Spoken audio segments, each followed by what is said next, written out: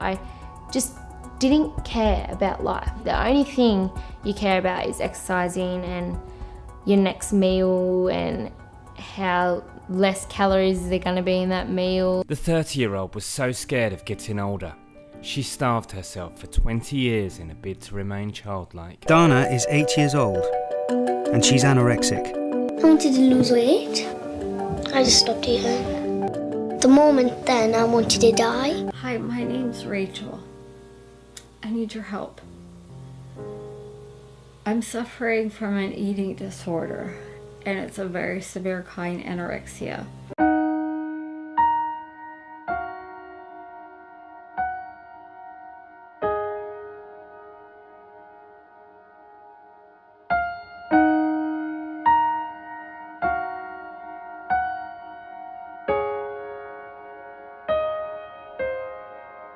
Anorexia is an eating disorder characterized by an abnormally low body weight, intense fear of gaining weight, and a distorted perception of body weight.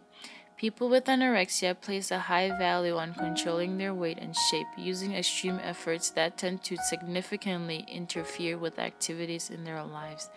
There are two types of anorexia. The first type is anorexia binge or purge, which is when an individual suffering from this type will purge when they eat. This typically is the result of the overwhelming feelings of guilt a sufferer would experience in relation to eating. They compensate by vomiting, abusing laxatives, or excessively exercising. The second type is called restrictive anorexia. This is when the individual will fiercely limit the quantity of food consumed, characteristically ingesting a minimal amount that is well below the calories their body needs, effectively starving themselves.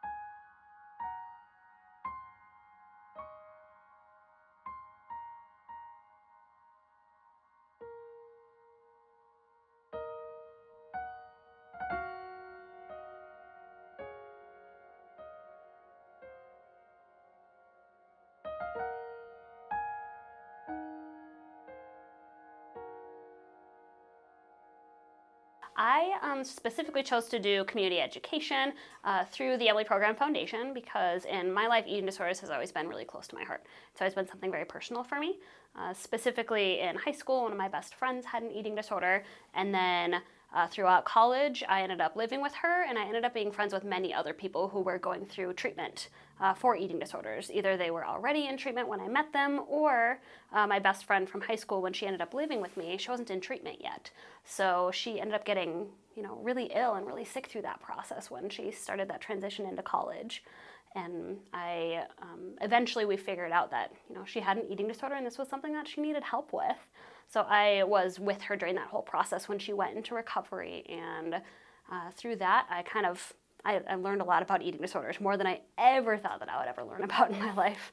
But I saw how hard it was for her, and I saw how important it was for her to have people in her life that were supporting her, as well as the other friends that I had in my life that were experiencing eating disorders.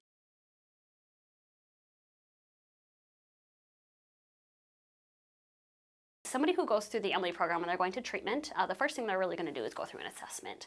So they're going to meet with somebody and they'll kind of go through a really formal assessment for a while to try to kind of figure out and pinpoint, how is your eating disorder specifically working for you?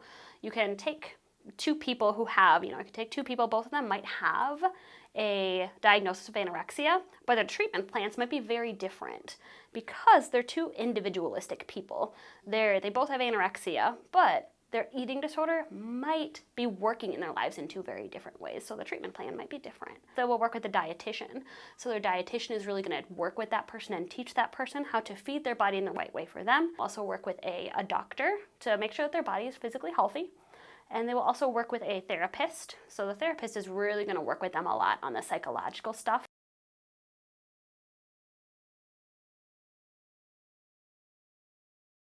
You might be aware of some of the social media sites that are out there. There's one really, really big one that's pretty popular. It's called ProAna. So it's called ProAna, and it's a website that is extremely harmful to the eating disorder community. And it's a website that a lot of people go on and access to kind of encourage eating disorder behaviors. Also, social media can do great things, and it can lift people up, and it can support people, and it can really be used as a positive avenue and a positive thing so people can get help and seek resources and all that sort of stuff. So while I think that social media is a harmful thing, I also think that it can be a really, really good thing, and it can really help at the same time. It just needs to be used in really good ways.